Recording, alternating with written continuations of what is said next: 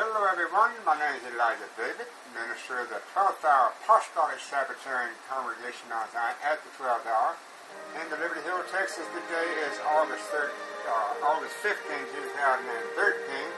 or it is Elu 9, 2017. We will start our first service today with a song entitled The Love of Yahweh.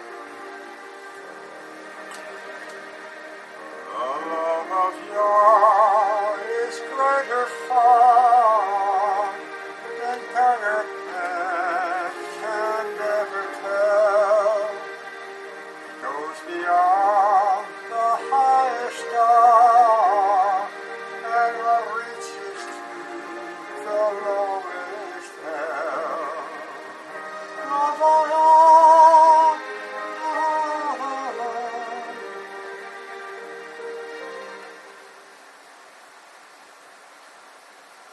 I was rushing myself. Hello everyone, my name is Elijah Davis, minister of the 12th Hour Apostolic Sabbatarian Congregation Mount Zion at the 12th hour in Liberty Hill, Texas. Today is August 15, 2013, or it is the 9th day of Elu, 2017. We're going to start our first service today with a song entitled The Love of Yah. The love of Yah is greater far than tongue or pen can never tell.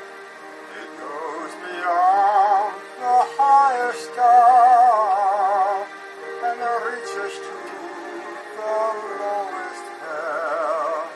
The guilty path, the dawn with care, Yah gave His Son to bring His erring child He reconciled and pardon from His sin.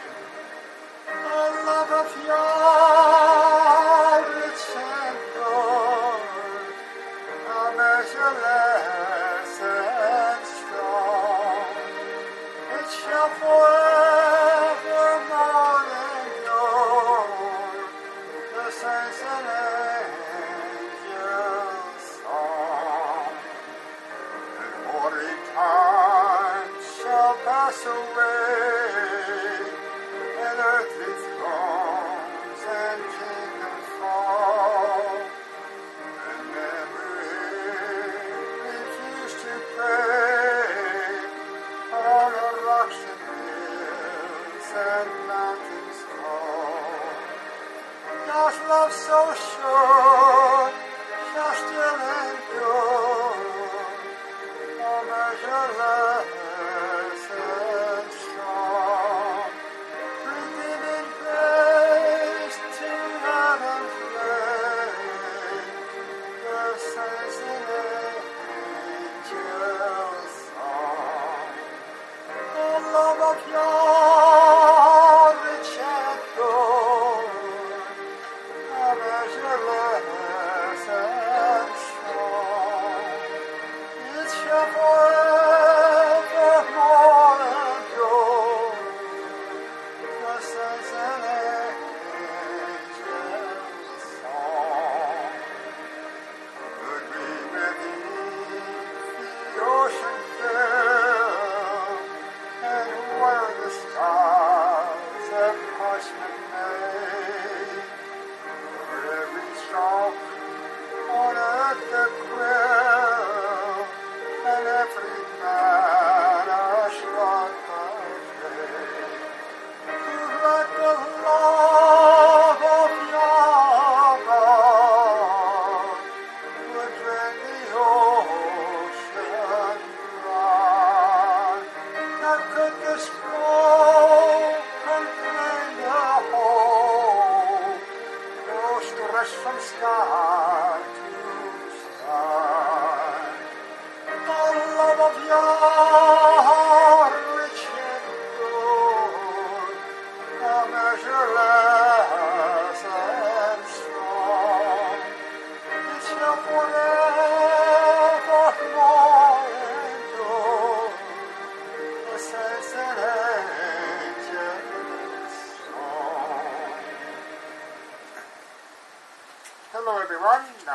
Once again, we're going to bring to you another great sermon taken from the compilation of my book. And when I say great sermon, we're talking about the greatness of the subject. Parable of Matthew 20. We're dealing with the parabolic time clock of 12 hours a day. Get acclimated, folks, to this. From the 1 to 1, you have 12 hours framed out. You don't have them crossing over into the next day. Don't have any hours. We move the parabolic time clock back one notch. In the beginning, Genesis chapter 1. Okay, now I want to read to you a scripture reading taken from Genesis chapter 1. And we're going to do part 7 of our series entitled David's Everlasting Kingdom. And we're on page 21 of my book. I call it my book, Simplifying Things a little bit. In Genesis chapter 1 it says, in the beginning, the Yahweh created the heaven and the earth. And the earth is without the form and void. Okay. And darkness was upon the face of the deep, and the Spirit of the Yahweh moved upon the face of the waters. And Yahweh said, let there be light, and there was light. Okay, now Yahweh just said, let there be light, and there was light. Where did the light come from? It came from Yahweh. Okay. Because he hadn't created the sun, the moon, the stars yet. He's still got 3 more days to go. After the first day, he created all the luminaries in the heavens on the 4th day of the week. And Elohim saw the light, that it was good. And Elohim divided the light from darkness, and he called the light dark. He called the light day, and the darkness he called night, and the evening and the morning were the first day. He didn't say the evening and the morning was the 7th day. He said first day. Yahweh started with number 1. Why is it that man, he can't figure things out? Yeshua says, are there not 12 hours in the day? Work while you have the light. Work while you have the light. The light is from 1 to 1. The first hour of the morning to the last hour of the evening. The last hour of the evening is the 12th hour. 1 more hour of daylight. Okay. So now, he said, in the evening and the morning were the first day. And Elohim said, let there be a firmament in the midst of the waters, and let it divide the waters from the water. Now, when Yahweh says, let, that's a command. And now he's commanding his spirit to do his mighty work. And Elohim made the firmament and divided the waters which were under the firmament from the waters which were above the firmament. And it was so. And Elohim called the firmament heaven, and the evening and the morning were the second day. Now get this, he called the firmament heaven.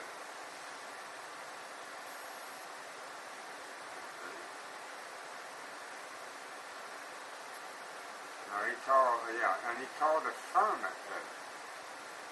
And he said there's waters under the firmament and there's waters above the firmament. And the firmament he called heaven. Okay. So now, if you want to say the waters on the land, yeah, that would be under the firmament. You want to say the waters above the firmament, is where you see these clouds that form rain and where the birds of the heavens fly. Okay.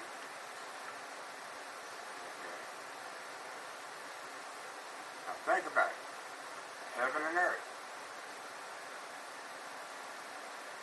Verse 9. And Elohim said, let the waters under the heaven be gathered together unto the one place, and let the dry land appear. And it was so. And Elohim called the dry land earth, and the gathering together of the waters are called he seas. And Elohim saw that it was good. And Elohim said, let the earth bring forth grass, the herb yielding seed, and the fruit tree yielding a fruit after his kind, whose seed is in itself upon the earth. And it was so. And the earth brought forth grass, and herb yielding seed after his kind, and the tree yielding fruit whose seed was in itself after his kind. And Elohim saw that it was good. And the evening and the morning were the third day. And Elohim said, let there be the lights in the firmament of the heaven to divide the day from the night. Let them be for signs and for seasons and for days and for years. Now, though we have the sun in the heavens, alright, now, at the first hour of the day in the morning, the sun comes up, literally, in the east. And when Moses, when Yahshua called Moses to bring the children of Israel out of Egypt, the light began to shine, the sun began to shine upon the world spiritually through the written word. As Moses is with the compiling of the first 5 books of the scriptures, the sun starts coming up.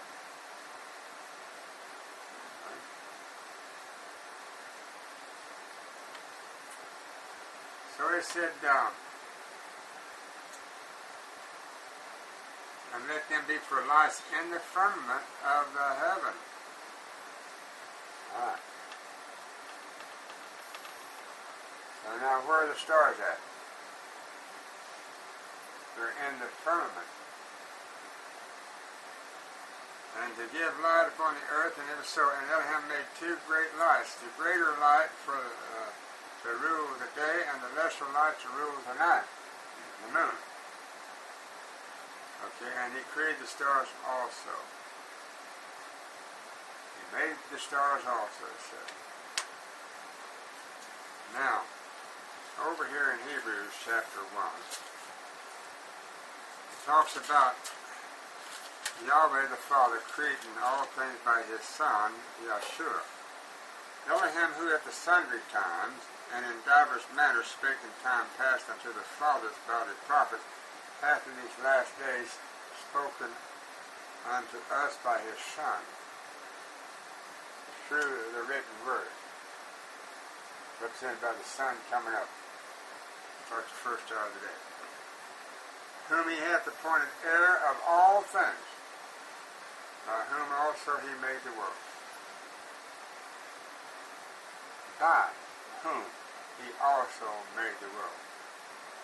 Now this he is a pronoun for Yahweh, meaning Yahweh, show that he is a predominant factor in the creation of all things. Matter of fact, he created his Son first. And that's in Revelation chapter 3, verse 14. He created his Son first. And so, people don't realize this. But Yahshua is the beginning of all creation. Okay. So it says in Revelation 3:14, and unto the angel of the congregation of the Laodiceans. Okay, right. These things saith the Amen, the faithful and true witness, the beginning of the creation of the Yahweh Elohim. Who's a faithful witness? that is the beginning of the creation of Yahweh the Father? Well, we can go and find that faithful witness just one page back in chapter 1, verse 5. Revelation chapter 1, verse 5. And from Yahshua Messiah, who is the faithful witness, and the first begotten of the dead, and the prince of the kings of the earth, unto him that loved us and washed us from our sins in his own blood. Alright. That should set us up for our sermon. That's our prayer thought. We'll go now on page 21 of my book, Elijah Davis' book, that I've been writing on the last 7 or 8 years. It's an unusual type of book. It's a compilation of scripture, writings from B.T. Harloff, quotes from Ellen G. White, and a lot of my comments in between. Now, I'm going to read to you now a quote from B.T. Harloff, Ancient Time Clock. For the better understanding of the ancient time clock, we're looking at it right here, is with a brief explanation for the more comprehensive understanding, is with the calling of the reader's attention for the viewing of the chart. In the days of the Yahshua, and even now in some countries, is with the regulation of the time by the sunset at the 12 o'clock near the equator, with the days and nights being continually equal, is with the setting of the sun at the 12 p.m. and rising at the 12 a.m. Okay, folks, we're looking at the 24-hour time clock. 1. First 12 hours, daylight, this side of the world. Now this here world is straight up and down, north and south, east and west. Okay? Now, at the equator is when night and day is most equal here on this earth. Because after the flood, the earth tilted on its axis and went in an angle, kind of got tilted at an angle. And so you don't have equal night and days in most parts of the world, except about the equator.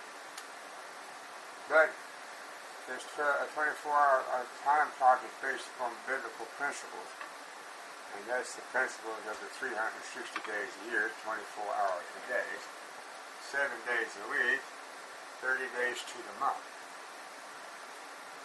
So we're dealing with a 360-day year. That's what the Bible numerology is. So he says, therefore the 6 o'clock would be the noon hour in the light part. Okay, now here's 6 o'clock right here. Here's your 6 right here.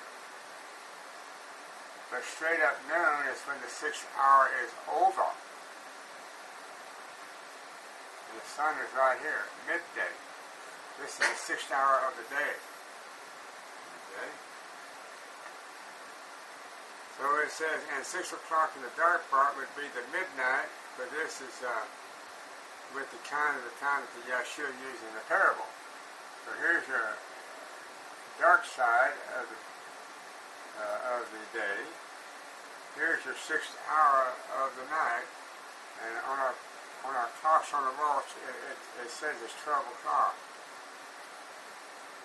And it has 12 p.m. right here, where the 7 is at. Now notice the 7 straight up midday. Note the number 7 is straight up midnight. So when you put all your numbers in the right place on your parabolic time clock, you start the 1 in the right place at the very first hour of the day, and the last hour of the day at the one where the sun went down. Then when you count 2, 3, 4, 5, 6, 7, you come to the beginning of the 7th hour of the night, but the end of the 6th hour right here, And so you have straight up and down, north and south. Okay? Well, when you start counting with the number, start your count with 12, then you have 6 here, straight up and down. But that's wrong. Because the 6th hour would end here. 1 hour this side of midday. No, your 6th hour has to end right exactly at midday. Okay? Same way with midnight. Now, the children of Israel were thrust out of Egypt at midnight. Okay.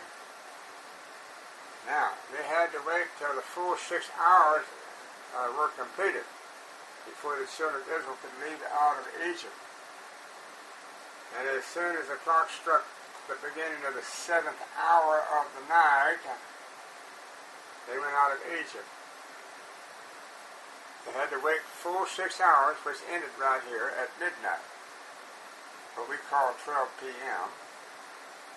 And you correct the clock, it would be 1 p.m.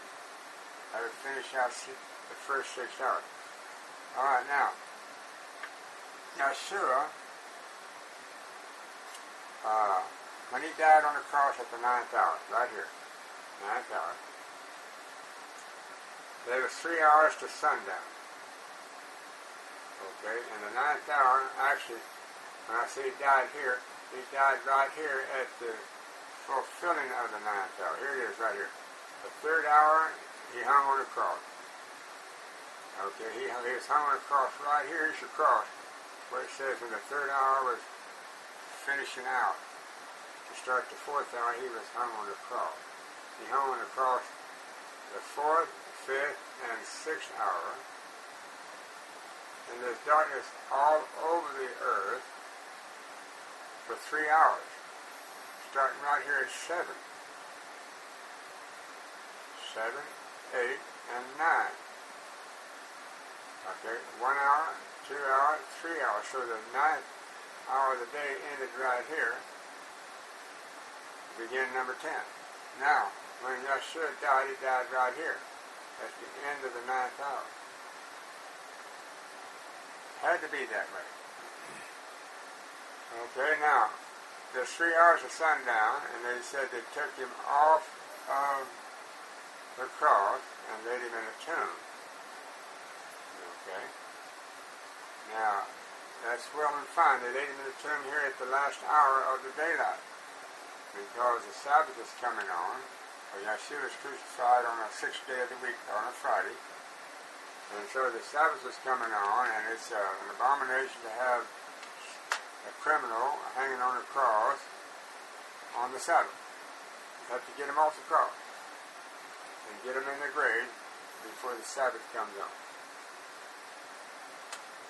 So now, Yeshua, then, from the time he was betrayed at midnight, at the beginning of the 7th hour, this is what we call 12 p.m., midnight, going this way, he was betrayed into the hand of sinners. They took him, and then he went through 3 trials and so forth. The next 33 hours. Yeshua spent 33 hours in the hands of man. From the time they took him at midnight on a Thursday night until they hung him on a cross on a Friday morning, it was 33 hours had elapsed between the 6th hour of the night, midnight, and the 3rd hour of the daylight on Friday. 33 hours. Okay, now Yeshua was 33 years old when he died on the cross. He was betrayed by the hands of man and hung on the cross in 33 hours. Now Yeshua died here at the 9th hour, which is right here, 3 hours before sundown. So, when he resurrected, he rested in the tomb all of the Sabbath, 24 hours of the Sabbath. But his death was right here at the 9th hour, and so therefore he rested 24 hours through the Sabbath. So 24 and 3 hours of the daylight of the day, or Friday, I'm talking about him being dead, the time period he was dead.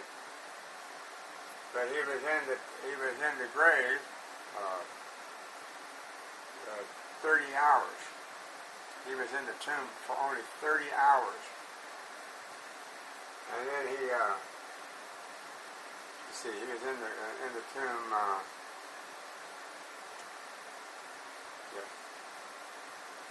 But anyway, he was in the tomb for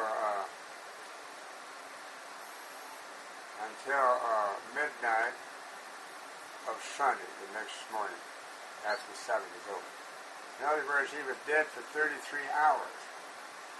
He was in the hands of man for 33 hours, from the 6th to the 3rd hour, and he was dead from the 9th hour to the 6th hour of the night on a Sunday. In other words, 33 hours in the hands of man before he was crucified, 33 hours he was dead, and 33 years he lived upon this earth. So about 33 and a half years. Okay. So it's important to understand about these threes. It's very important because, see, Adam being the first Adam right here, in the first dominion, when he had the dominion reigning from the Garden of Eden, from paradise, him and his wife, the only way that he could be classified as the first Adam, and Yahshua being the second Adam, because Adam had the symbol and type for 33 and a half years in the Garden of Eden, from 1 through 3. 3 hours. 1, 2, 3 hours, ended right here at number 4. In the Garden of Eden. You see this light part here? So Adam would have had to live in the Garden of Eden for 33 and a half years, him and Eve, without sin. If he's going to be a type of Yahshua that came to this earth here at the cross at 4000 BC, and he was born, lived, and died, being 33 and a half years old. And yet the scriptures called him the second Adam.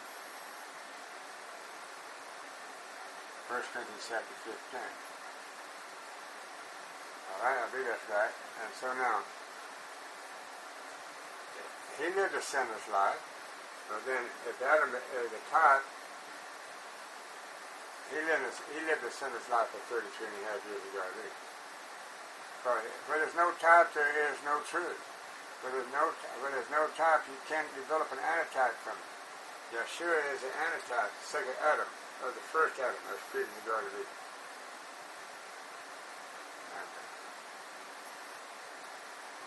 Okay. So now, Yahshua is first begotten of the righteous here on this earth to live without sin. All I say, to live without sin. He was the first one to be born in the New Testament. I'm talking about, actually in the Old Testament, but his 33 and a half years that he lived on this earth was the last 33 and a half years of the Old Testament. Chosen out the Old Testament, because when he hung on the cross, that ended the Old Testament time and started the New Testament. That was the dividing line, the cross. So, in the beginning of the 4,000 years of creation, in the very first beginning, 33 and a half years, man lived a perfect life without sin, Adam and Eve. The last 33 and a half years of the Old Testament, from 4 BC to 30 AD,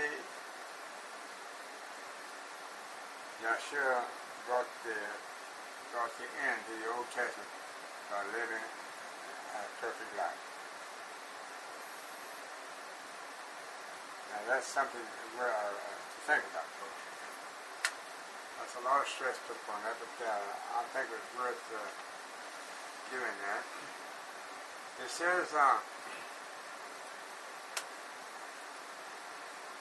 from the first through the fifth call, number one, we've had these over and over again. You have the early morning call, which is at the first hour.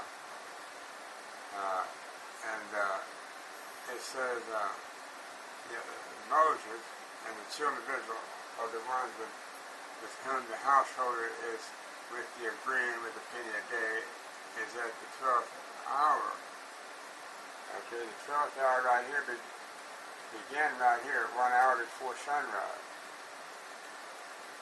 So apparently then when he went and met Moses at the burning bush in Horeb to hire him to go work in the vineyard now and to deliver my people, he called them, our people, Moses, no doubt then, is in the 12th parabolic hour, right here in the dark part.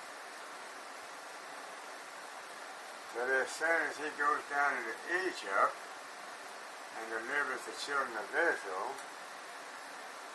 that was the end of the 12th hour. Because at midnight on a Passover, the children of Israel had to wait till the 12th hour was over. At midnight, we call it midnight here. They had to wait till the 12th hour was over. So he says that they had their loins girded and ready to leave out of Egypt at 12 o'clock midnight. As soon as that hour ended, then that's when the first hour began. That's when the first parabolic hour began. 1 minute after midnight at the Passover is when your first hour began. The first parabolic hour. Right here.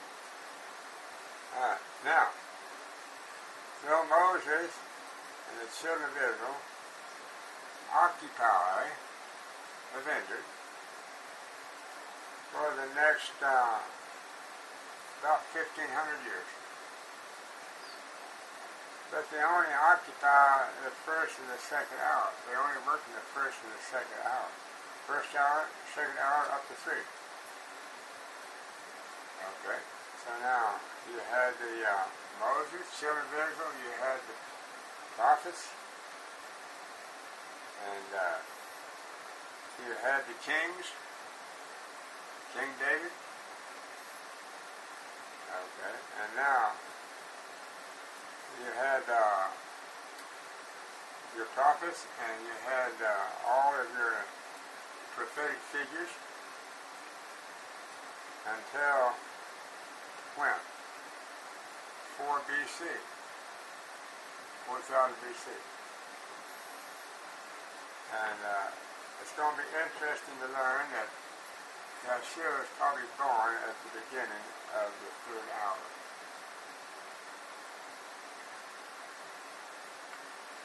Alright. So now, we talk about William Miller being called at the 6th hour. William Miller's called right here when the 6th hour was beginning to close out.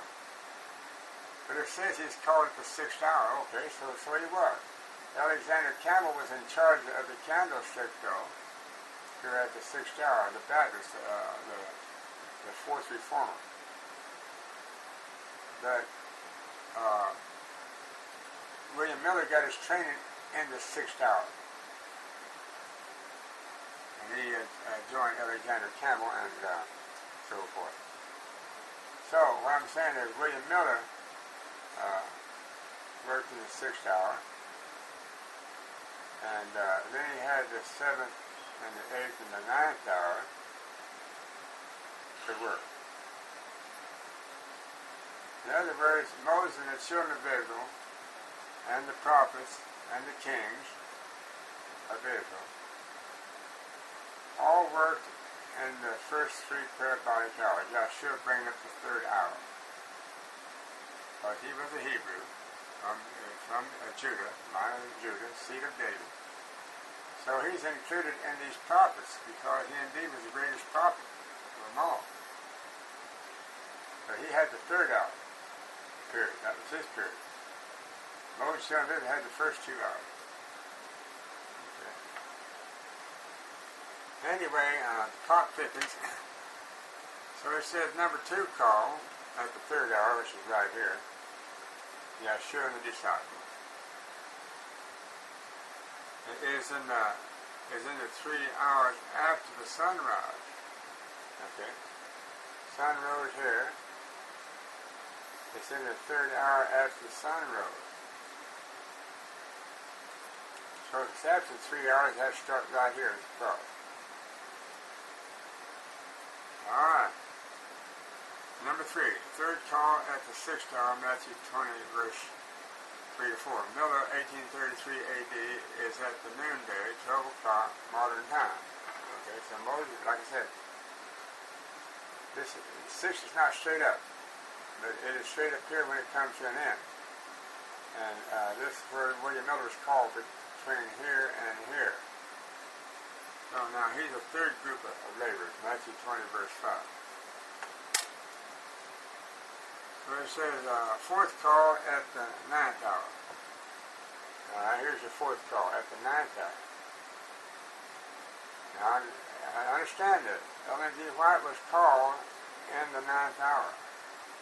She's the 9th hour call later. William Miller was called in the 6th hour. That's the reason why he worked between 6 and 7 to prepare himself to take the helm of the ship and to have the next 3 parabolic hours.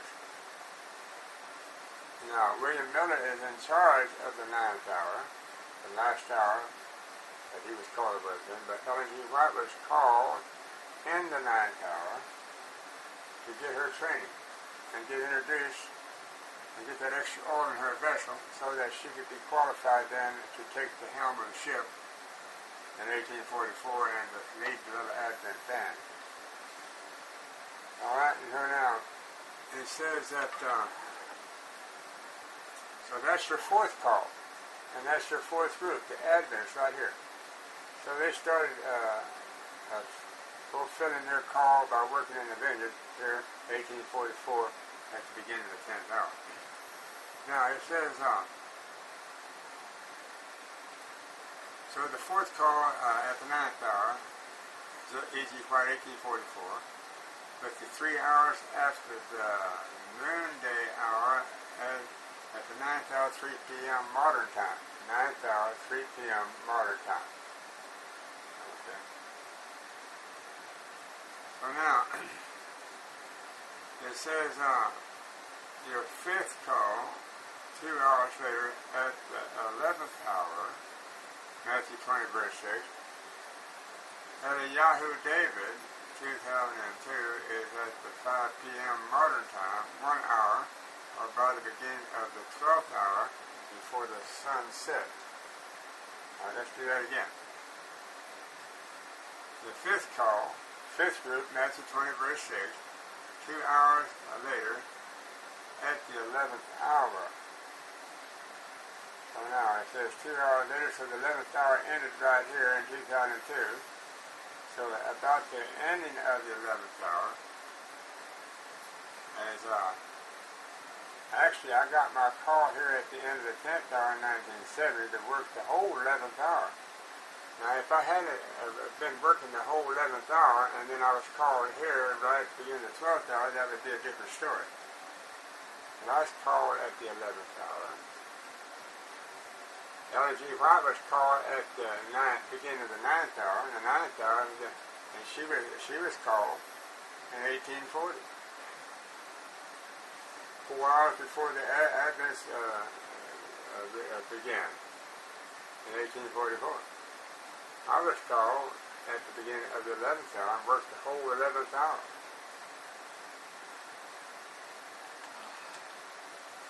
But I was just a hard laborer.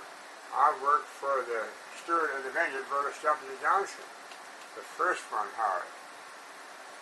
Okay, I was just a laborer.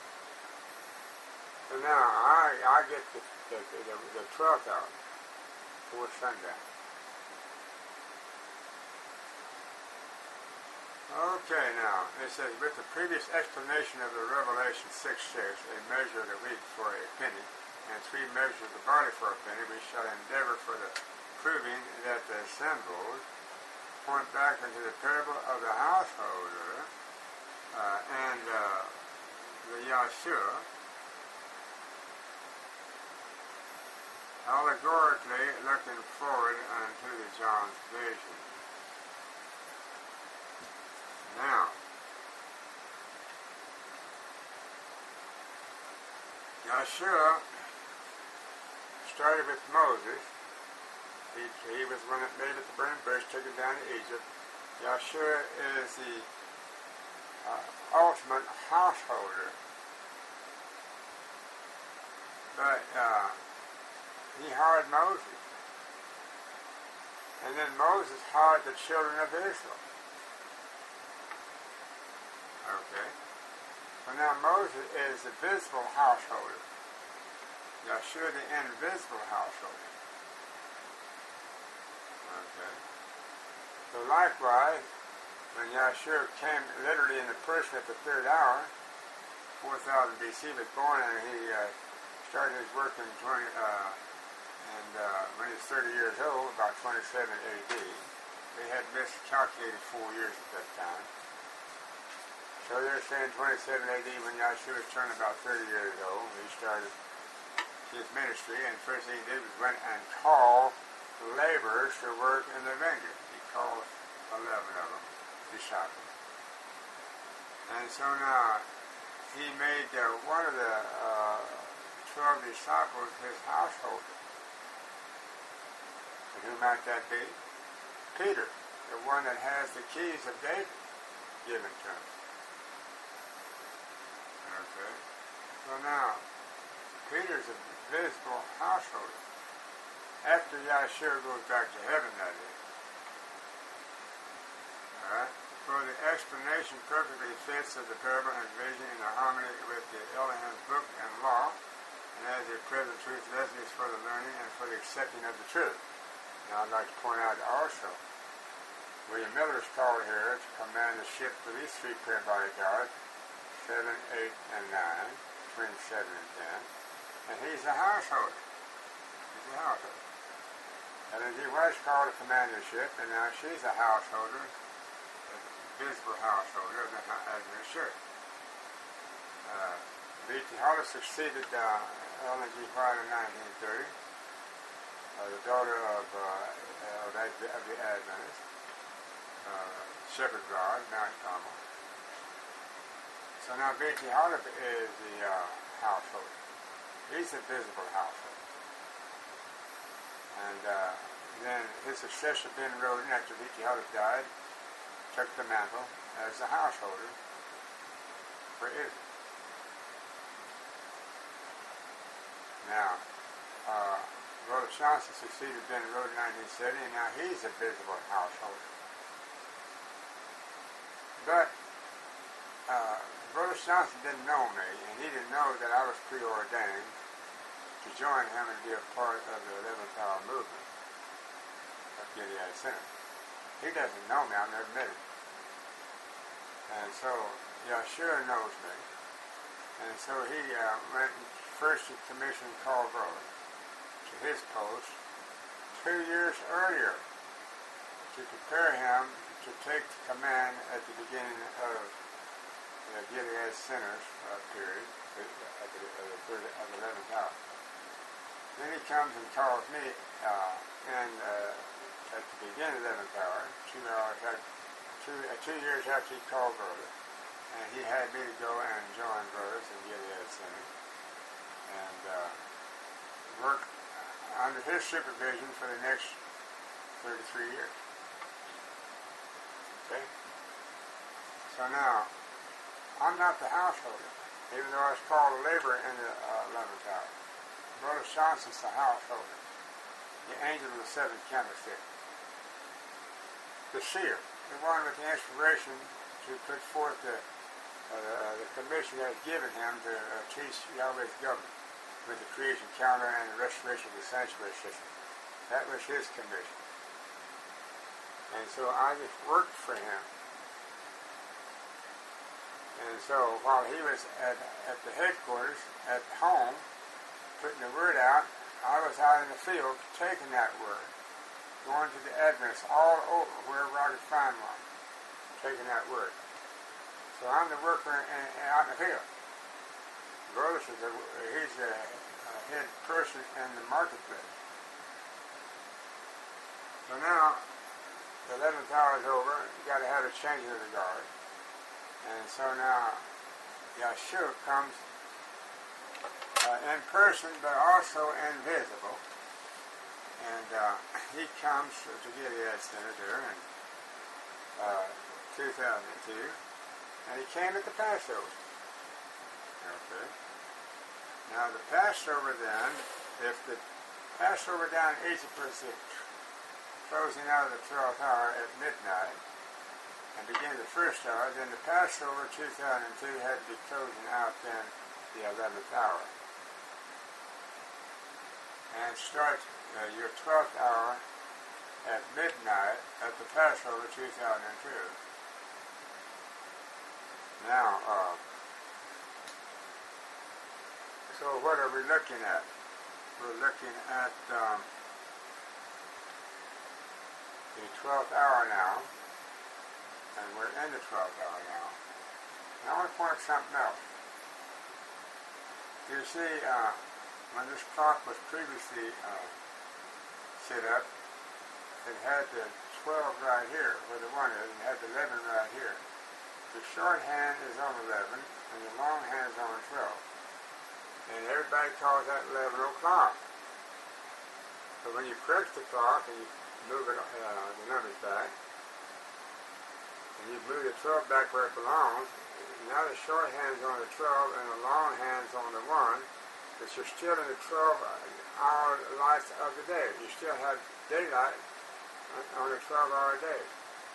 But as soon as this long hand goes around 1 hour and comes back here, this shorthand makes it from 12 to 1. And now you got both hands lining up together. And that's 12 o'clock. Midnight. In other words, right here. As we would call it today. But this is a full 12 hours when the shorthand and the long hand, when the long hand covers the shorthand and they're straight up and down on the 1. Okay. Twice a day you have the shorthand and the long hand come together. That's at this first hour and at this first hour. That right there proves that you have to start with the 1 and end with the 1. To count your full 12 hours in each one of these 12 parabolic days. Okay. I thought that was worth explaining. Folks, we need to understand meticulously these points. Very important to understand. Now, that's the reason why we go over and over each study. I go over and over and over. But we have new people listening all along, and so forth. Alright. So now it says the number 5, which is, I was the 5th, head of the 5th group called Laborers. And now I was going to read to you about Luke 19. There's a parable in Luke 19. Matthew, Mark, Luke, John. And it talks about Yahshua hiring a man to rule over his flock when he comes. And so they said that we will not have this man to rule over us. They sent a message after him after he went back to heaven. So now, Yahshua came to this earth 2002 at the Passover. He visited us. We were well aware of his presence there. And when the Passover season was over, actually, it was when the atonement was over. About the closing out 6 months later of the atonement of that year.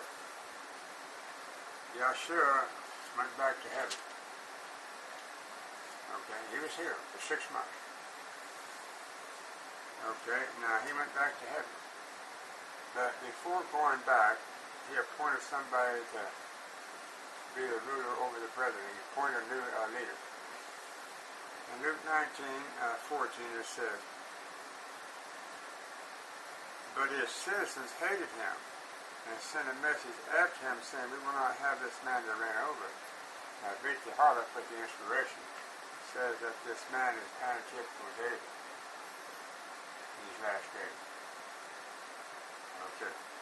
And it came to pass that when he was returned, having received the kingdom, then he commanded these servants to be called unto him, unto whom he had given the money, that he might know how much every man had gained by trading. Okay. Now, the main point is that I went through this. I actually experienced going through this event of the changing of the guard from the old guard, the angel of the 7th candlestick, brothers, to the new guard, Elijah David. Me being the character of Elijah David, I went through this. Okay, now, we witnessed this firsthand when they became uniquely aware that Gilead Center that Yahshua was making a change of the guard. I had prophesied in 2001 that there's going to be a change of the guard, starting at the Passover 2002 and culminating at the Solemn Assembly 2002, 6 months later. Okay, so now I went to the prophet brothers and I gave him the message. And that's pretty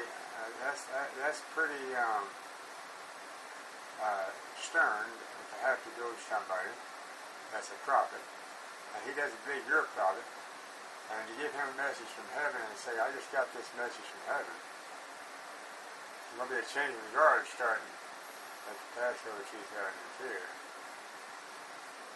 Well, why did the voice say starting at the Passover? I didn't understand until it was over.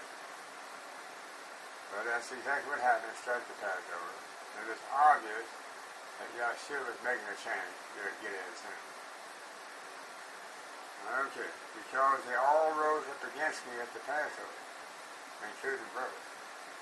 A week before the Passover, brothers Johnson conspired with the members of the church to try to find a secret place to hold the Passover, so that they could hide from me and I wouldn't be there for the Passover. They couldn't do it. I ended up being there. And I took the Passover with the men. We had a foot washing and so forth. And I went to all the women after and I tried to shake hands with them. They all spurned me.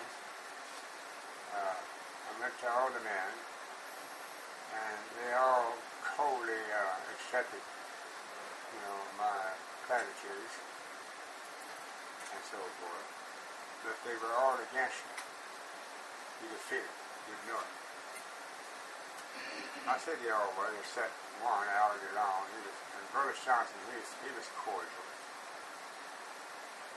And then he found out that I knew that he was trying to get a secret place for the Passover. He found out after that I learned about it. So he came to my house and apologized and said that everything worked out just fine, that everything's good. But anyway, when the atonement was over, they kicked me out of church, I guess about, several weeks before atonement. Two months before atonement. They kicked me out in July. Atonement was on in September. Okay, now, so I wasn't able to take atonement with them. And that was a sign then that Yahweh had changed the guard. I took atonement at my house with the people that came with me. So now, we're getting close to the end of our study. And we're going to take the next 2 or 3 minutes to wrap this up. And when we start our new study, it'll be no doubt on, still on the parable of Matthew 20. And we'll be reading some more about the first call, and we'll review the first call again, the 5 calls within this 12-hour parameter here. So it says, I'll give you a little introduction to it right now. Matthew 20, verse 1 and 2. For the kingdom of heaven is like unto a man that is a householder, which went out early in the morning to hire laborers into his vineyard. And when he had agreed with the laborers for a penny a day, he sent them into his vineyard. Isaiah 5:7.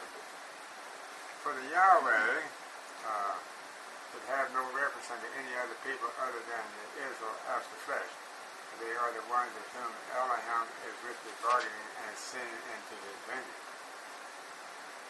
For the laborer is with the consisting of the representing of the Creator or householder. Or for their labor is with the consisting of the representing of the Creator or the householder. Yahshua was the co-creator of them too. And for the giving of the scriptures, for the psalmist is with the making of the following record of the agreement. He has remembered his covenant forever,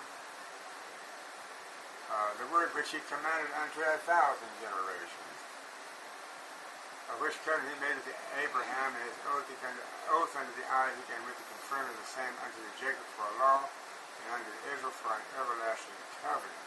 Psalm 105, verse 8 to 10. For the covenant is with the making of a promise with Abraham, and his seed is with the obtaining of the promise. For his oath unto the Isaac is with the Elohim solemnly declaring that he will be with the fulfilling of his agreement. For the Isaac, even as his father obtained not the promise, is with the Elohim confirming of the same unto the Jacob. For the administrating, settling, or with the establishing of the covenant. With the establishing of the covenant with the Abraham is with the realization by the Jacob as a law, and with the Israel receiving of the promise for an everlasting covenant. For the departure of the Israel going out of Egypt, or with the first for the going forth laboring in the vineyard, Isaiah 5:7, according unto the word that I covenanted with you when you came out of Egypt, so my spirit remaineth among you. Fear ye not, Haggai 2:5, for the Isaiah is with the speaking of the vineyard, which in itself is a symbol of the world. Therefore the householder's early hour call for the laborers into his vineyard applies unto the call of the Israel out of the Egypt, and typically 2002, 2003. This brings the close of our study. This hour. Contacts us at the 11th hour call. We're going to close this service now with a song entitled In the Garden.